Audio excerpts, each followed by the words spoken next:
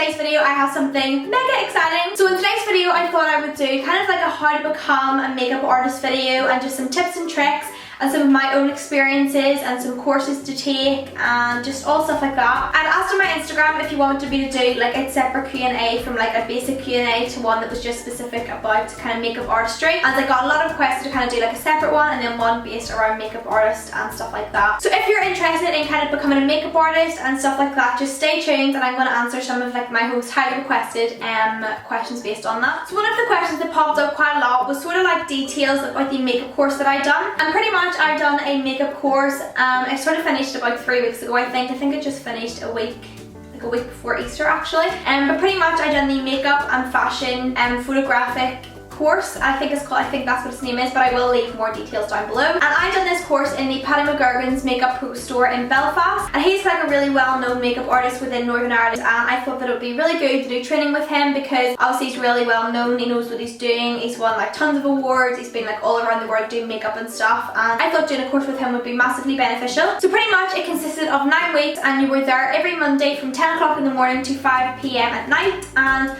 pretty much what he done was in the morning session he would do like a demo on one of his girls, one of his members of staff, based on what you're going to learn that day. So say for example one week you were doing like 1940s makeup, he would get one of his models in, one of his members of staff, and kind of go through the makeup look that he wanted us to do. So that's pretty much what happened right up until lunchtime, and then after lunch pretty much got into purge. There was 12 people in each class and there was like 6 kind of makeup stations. So what you done was you got into purge and then you done that same look that he showed us how to do on each other. And pretty much he and another member of staff would walk around the store and kind of come over, and if you were doing something wrong or if there's something that you needed to improve on, he would kind of talk you through ways to do it better and stuff like that. So that's pretty much like the routine that we done every week, apart from week 7 I think it was that we done our mood board presentation. And whenever I heard about this in week 1 I was like so nervous because what you had to do was create a mood board which was like A3 size, so it was really big and based on 2016 trends.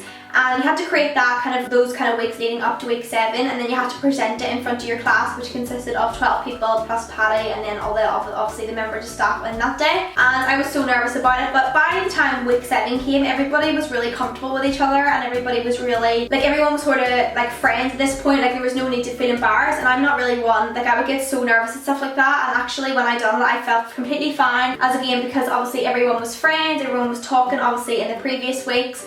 And if you're interested in doing that course, don't let the mood board presentation like put you off, because I thought I would have like died inside presenting that in front of these people. Obviously I've never met them before in my life, but obviously from the previous weeks leading up to week 7 everyone was fine with each other and everyone was really comfortable and stuff like that. So as I said, pretty much that is like the routine that we would have done pretty much every week. You would have came in, spoke to Paddy a little bit, he would have went through like the demo and the look that we would have been achieving that day, and then after lunch we would have done it on each other, which obviously every week that I was there I flew in so much because you were obviously on your feet all day kind of doing stuff and kind of obviously trying and experiencing new things and trying out new products, etc. And obviously because you're in the makeup store you can obviously go around and have a browse at all the makeup, and I purchased like a lot of stuff when I was there, which I'm so happy about. So pretty much because I'd obviously done quite a lot of freelancing before I took that course, I already had quite a lot of experience.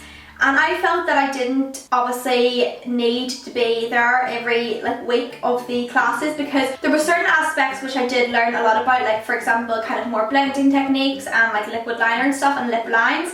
But other than that there was weeks where we just kind of still like solely focused on like base and stuff and contouring, and I felt that I was like okay at that already and that I could have obviously just like learn more about that myself. So if you're someone like me who already had quite a lot of experience before doing the course, I would recommend just undergoing maybe some master classes rather than the whole 9-week course, because obviously there is certain things in the course that you're obviously aware of and that you know you're doing right and stuff like that. But obviously if you're someone who's never done makeup before, never done makeup on each other, never done makeup on clients, etc., I would recommend it, because there was a lot of girls in the class who'd never done makeup before and they really thought it was amazing. But for me I felt like because I had quite a lot of experience beforehand, there was times where I felt like it was sort of like a waste of time. But other than that I did really like the course as a whole. But again, because I had a lot of experience beforehand, I felt there was times where I could have just like obviously been able to teach myself more on my own rather than having to get up and go into that course every day, well every Monday. But that's that's pretty much all about the makeup course, and if you have any other additional questions about that, just give me a little Facebook message. I will leave my Facebook makeup artistry page down below, and you can obviously mail me on there. And yeah, and again, I will have the course and stuff that I've done specifically in the description box below, and the link on where it was, etc, etc. I also want to quickly mention the price of the course. The price for the 8 weeks was £1,000, and then for the additional last 9th week, for the extra week, was a photo shoot. It cost, I think it was an extra £120, and I know that is really expensive, and in my opinion I didn't feel like I gained like my money's worth completely, but I did feel obviously like I gained a few tips and tricks, but not like £1,000 worth. But obviously again, if you're starting from scratch, I would totally recommend the course. But if you're someone like me who had quite a lot of experience beforehand, I would recommend just taking some more kind of master classes and some more kind of like day courses rather than like a full 9-week like intense course. And I also want to mention that every week you also had a homework to do. You kind of had to get like 2 people that you wanted to do the homework on and do what you learned that day in class on them 2 people. So say for example one day it was like a cut crease and like dramatic lips, you would have to recreate that look on 2 people, and the people had to be different every week so that you could kind of obviously prove that you could work on any sort of skin, any sort of skin tone, etc, etc, etc. And I just thought I would include that in because I know that I would get questions about that, so yeah. So the next question is, what is the best thing about being a makeup artist? And one of the best things I would say is just having different faces to work on every single day. Like obviously doing the makeup on yourself is sort of like the same thing. You know what works best for your skin, and obviously you know which works best for your skin tone and face shape, etc.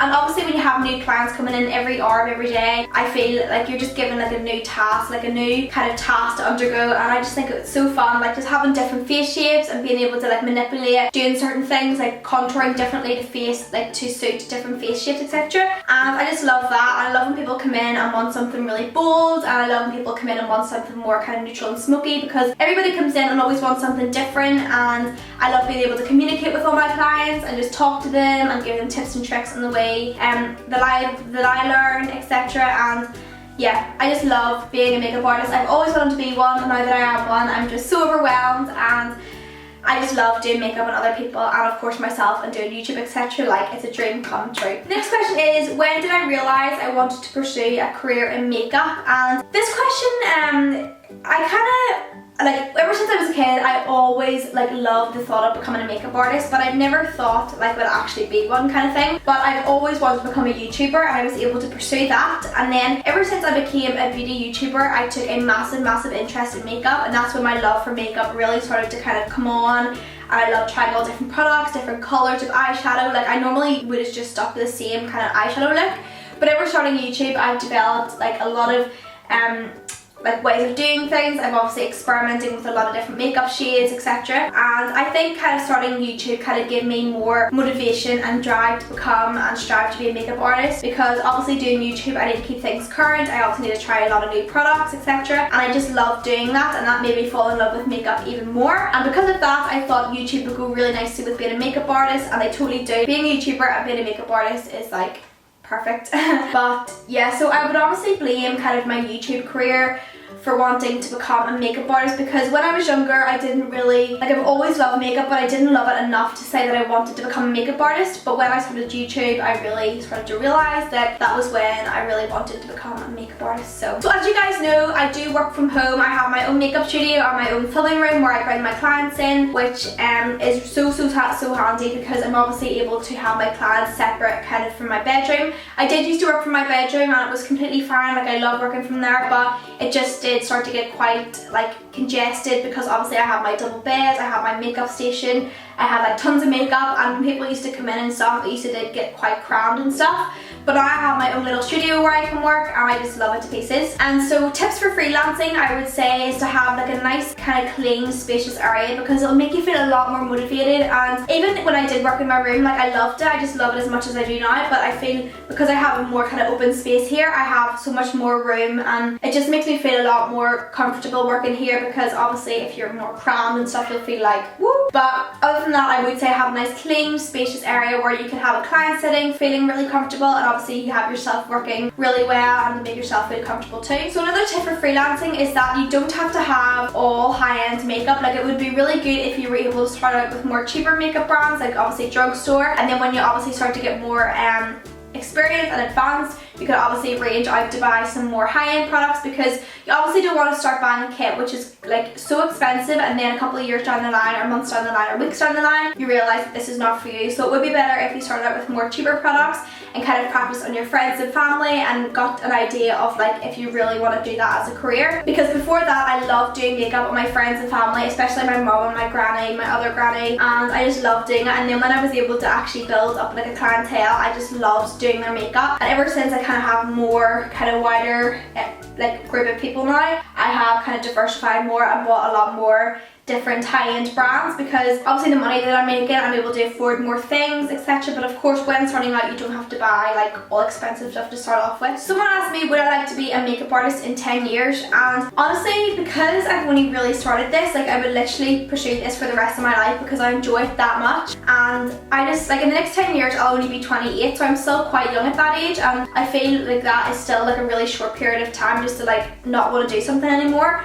And I just feel within the next 10 years, it's just a really good period of time for me to gain more experience, build up my clientele, maybe have like my own shop in the future, which is like one of my main goals. And like, yeah, like I would totally want to do makeup in the next 10 years, because 10 years is like not a long period of time at all. And another thing that I want to quickly mention is confidence and kind of like your self-esteem. And I find this topic really, really, really important to me, because I've always, like as I said, I've always really had an interest in becoming a makeup artist. But the main thing that kind of stopped me and was a barrier to me becoming a makeup artist and doing makeup on other people was just like my confidence when communicating with other people, and I just found it really hard to interact with other people, and I wouldn't want to come up really close to someone's face in case I like hurt them or said something really stupid. But now, like that was my worst fear. Like I would always overthink things whenever clients used to come over, like what happens if this happens, what if I say something really weird, what happens if she doesn't like the makeup.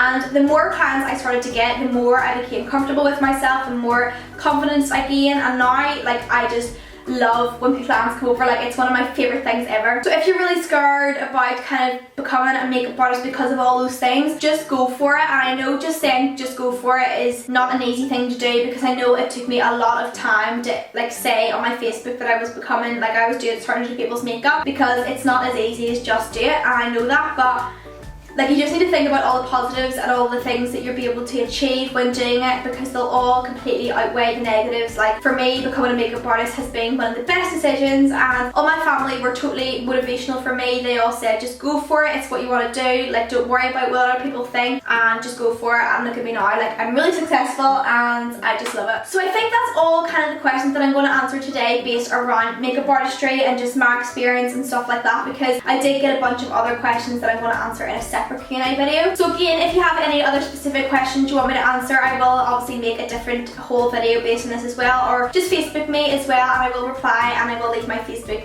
link down below if you're interested. And by the way guys, I also have a makeup Instagram page, which is just Chloe Morton MUA. Again, I will leave it down below, which has just like all makeup pictures and some of my work that I've done on other people. And yeah, and if any of you guys watching this are interested in getting booked in for makeup, I do have, again, as I mentioned before, I do have a makeup page where I obviously reply back to you guys if you have any inquiries or want booked in, and then I just put it into my calendar, and then yeah, so I will leave all that down below as well. So guys, I hope you found this video quite informative. I just thought I would go over a few things that was kind of important, and things that I kind of thought about when becoming a makeup artist, and tips and tricks to help you all. And yeah, so don't forget to give this video a big thumbs up if you enjoy it, and I will see you in my next one. Bye!